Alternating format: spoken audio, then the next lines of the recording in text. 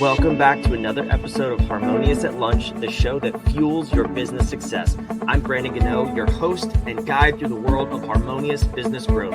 Today, we're unlocking powerful strategies with industry experts to help your business thrive. If you're a business owner, entrepreneur, or executive, you are in the right place. Join me and our incredible guests today on the journey to clarity, growth, and success. It is time to revolutionize your approach to business. Let's dive in with another episode of Harmonious at Lunch.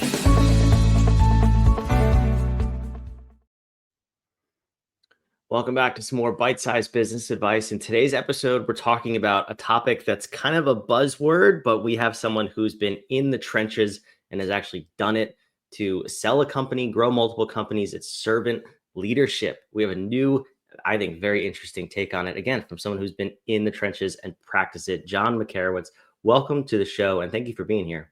Oh, so glad to be here, Brandon. Thanks for having me. So I personally love this topic, but I really do believe it's a buzzword and people just want to throw it out there and say, oh, we believe in servant leadership, but we don't really do anything about it. Yeah. So let's start there and just dispel any myths. Do you see the same thing, and how do you feel about that topic, at least as a buzzword? 100% agree. It's like culture, right? A lot of people like to talk about it, but at the end of the day, whether we're talking about culture or servant leadership, the leader at the top has to show up and they have to basically honor that before anybody else, right? And so I do think it's definitely one of those buzzwords, but it's something that takes a lot of focused effort and attention if you truly want to live that lifestyle of leadership. Yeah, number one way to kill any culture is do as I say, not as I do, right? From upper leadership.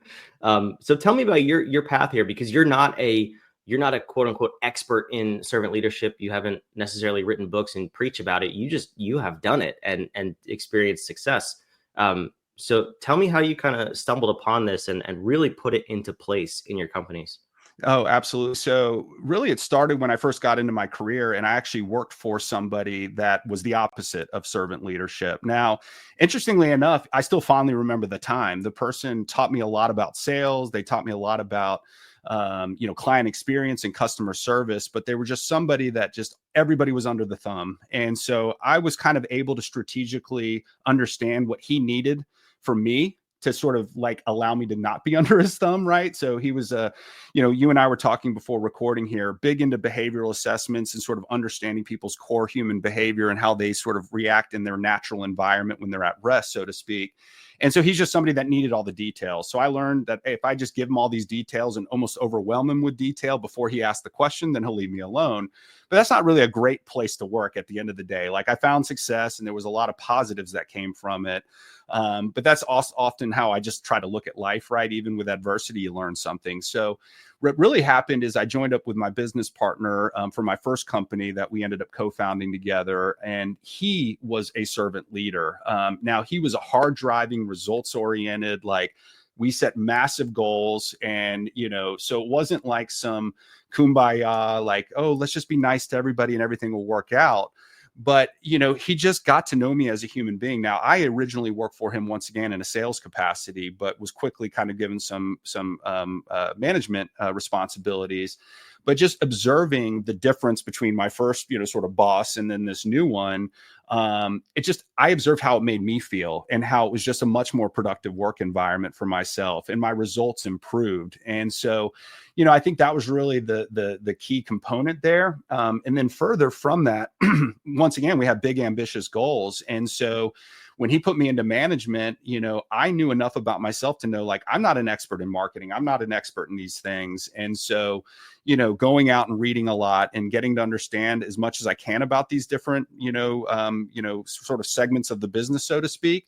But what I quickly learned is that I can study all I want, or I can just go find somebody who's really good at this job and bring them in and not allow my ego to get in the way of making that right decision, right? Because I do think sometimes leaders have, sort of a mental block because they're worried, especially if they're not at the top, right? That maybe if I bring somebody in underneath me, that they're going to maybe, basically make me look bad potentially, or that I'm not smart enough. And so once you get that ego in check and you realize, no, it's about finding what I call, it's really through that book, Liz Wiseman wrote Multipliers. It just stuck with me years ago. And my main takeaway was, as a leader, I should be talking less.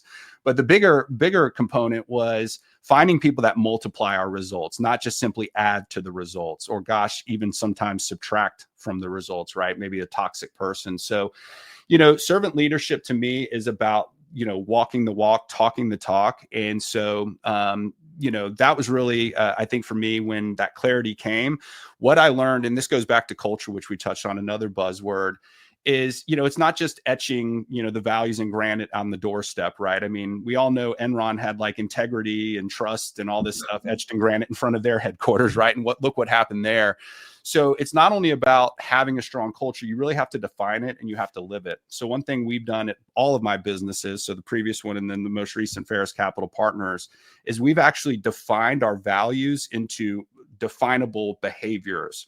And so it's the things that we have to do at the top before anybody else does, right? So show up on time, pick up the phone if there's a conflict situation, never overpromise and underdeliver, create an experience. And so all these things we can kind of keep going on. But by having that clearly defined culture and then showing up and doing the same things you're asking people to do, you'll get that servant leadership and you'll get that lift from your people. So, great example, and I'll pause and get back to you, is, we were actually at one of our apartment buildings that we recently acquired, and we had a new property manager. And, as soon as I got on property, I just noticed there's some candy wrappers and some cigarette butts blowing around on the ground.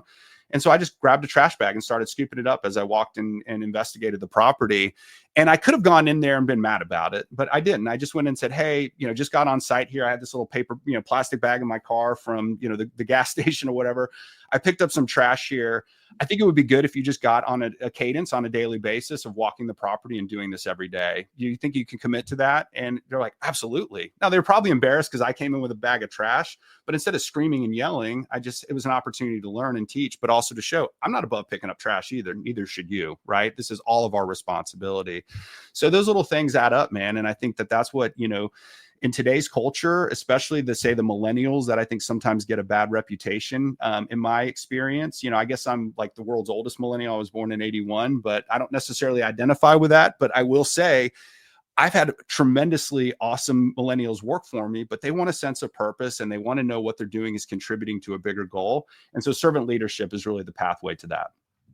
I fully agree with that. And I love that story too. As a millennial, you might be Gen X. Don't quote me on the time. It's always hard. I've also heard the Oregon Trail generation is what they call me, but I guess I haven't heard that one. It's sort of like that in between from 78 to 82, where we sort of had computers growing up, but not the internet.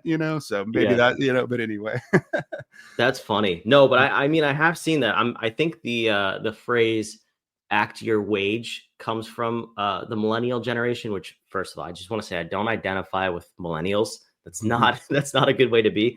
But I have found in companies I've owned and run, and even other companies that we've consulted for, you're spot on. I mean, just having a purpose and helping them see the bigger picture. Everybody, it's not just millennials, but it's such a fundamental principle that we often overlook as leaders, as business owners. It's stuff you said, defining the core values, core behaviors, but then actually living it. And saying here, your role of being a property manager contributes to the success of this company and the comfort of all these people living here. That's so important. If you could just walk around and pick up trash, that would be amazing. That would make all these people who live here feel better. Like that's those right. Little things, instead of just saying, hey, dummy, pick up the trash. This place looks like garbage. Nobody wants to be treated like that. That's right. Yeah. Sign a sense of purpose to it. Show that you're not above it. And I think that, to me, when I think about the millennials, right, and I'm not the first to observe this, but 9/11, the Great Recession in 2008. Now, depending on how old they were, they might have even, caught their parents dealing with the .com bubble bursting, right? And then you add the pandemic into the mix. And so, most of their lives have been nonstop disruption and sort of black swan events, right? And so, I can understand, and I had a bit of that where I was thankfully already in my mid to late 20s when the Great Recession hit. I was at a place where I was making a really good income, but I hadn't yet put a lot of money into the public market. So I didn't personally feel, the downturn in that way. But I saw so many friends where their parents, were close to retirement and then had to bump out the retirement 5 more years. And then, of course, you watch the news and you see all of a sudden these pensions they thought were in place vanish overnight. And so, if I were a young person seeing that happen to my parents, which once again, mine were a little bit older and navigated a little bit differently, but I would probably question the logic of giving 30 years to a corporation if that's the end result of what could happen. And so, I applaud the millennials in that way for saying, you know what, like, I'm not going to just go get a paycheck. I actually want to be a part of something and feel like connected to something. And so for me, like, I think if you're a leader in this, era, especially today, I mean, gosh, we've had 20 years of this stuff, right? And you're not embracing this a little bit, and approaching leadership in that way, you're probably really far behind, even if you don't know it yet, right? For us, we were talking prior to the podcast, for me, what I learned in business, if you want to just really put it to a fine point, it's to spend all your time hiring the right people. If you're in a leadership position with the company, or if you're the entrepreneur who owns the company, if you just put like 60% of your efforts on the front end into interviewing and finding talent and bringing the right talent on, but then the next step is making sure it's a great onboarding experience and you have training and you have support to give them the tools necessary to find success. Everything else becomes so much easier, right, at the end of the day. And to a certain extent, like, we have a wide range of people working for us from many different cultures and backgrounds. I mean, some of our team members are in Canada, some are in the US. Once again, from a demographic standpoint, very vastly different, but there's some commonality in the values we share, like how we like to be treated, how we treat others. And so at Faris Capital Partners, right, we serve our investors. Like, at the end of the day, our investors invest in the deals that we do. We go buy old apartment buildings and fix them up and sell them for a profit.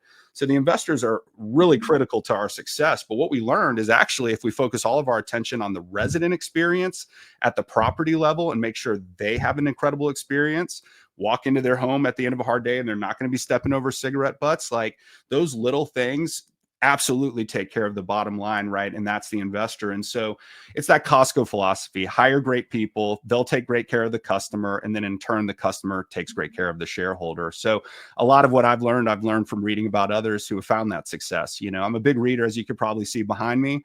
And so just going out and reading about other leaders that have exhibited servant leadership and learning about what they've done. John Wooden is another guy I like quite a bit, the NCAA basketball coach from the most winningest, but from the 50s and 60s, just that idea of just focusing on the team and giving them the tools to be successful, and then being there to support them and clear the decks, right? It's what it's all about.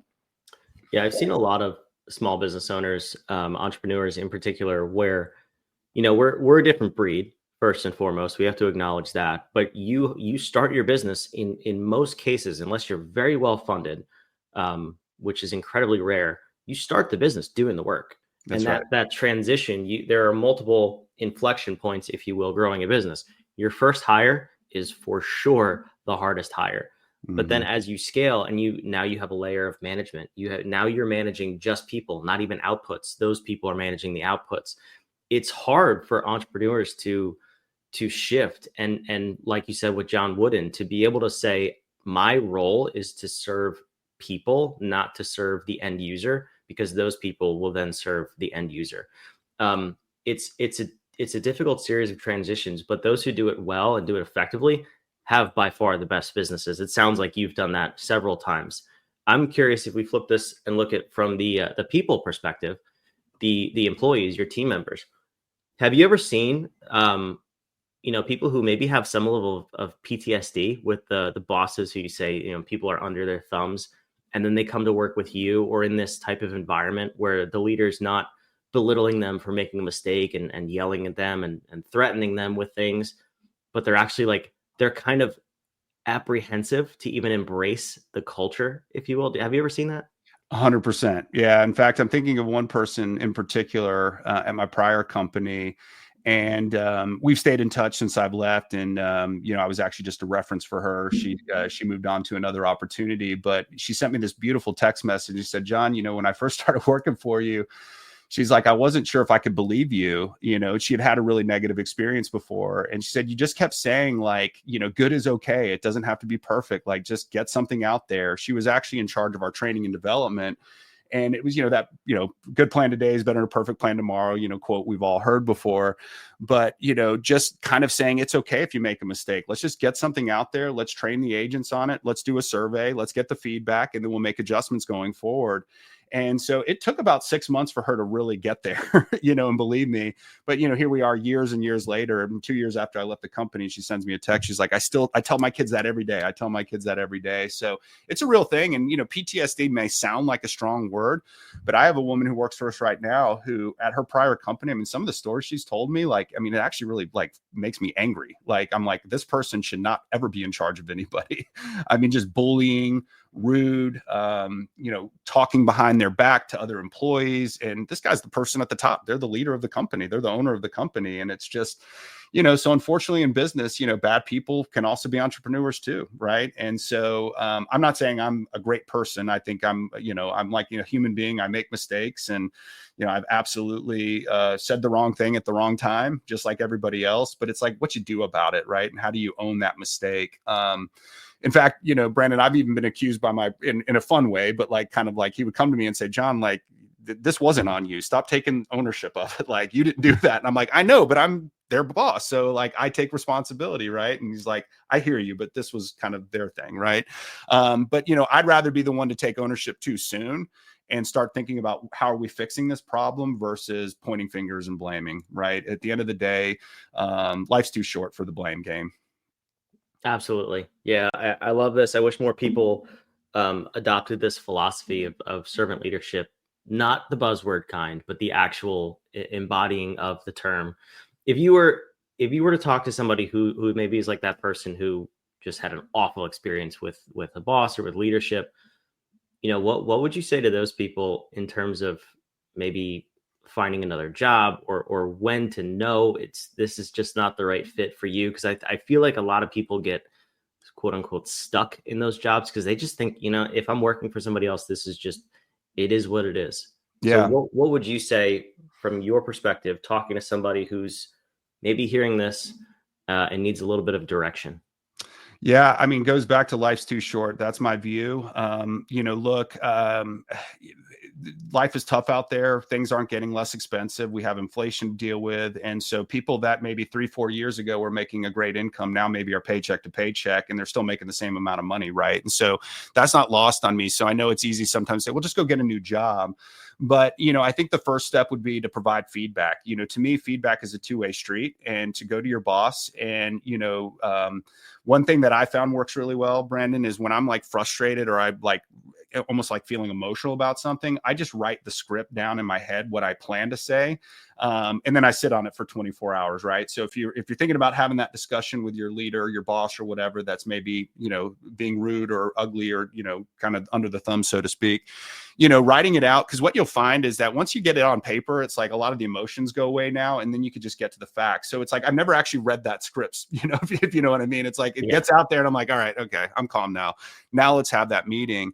And expressing what you need. Hey, as an employee, this would be really helpful if I received this from you. Now, on your side, I know you need X, Y, Z. And so I'm going to do my best to deliver that on a daily, weekly basis, right? So I know you want these reports done this way. I'm going to do that.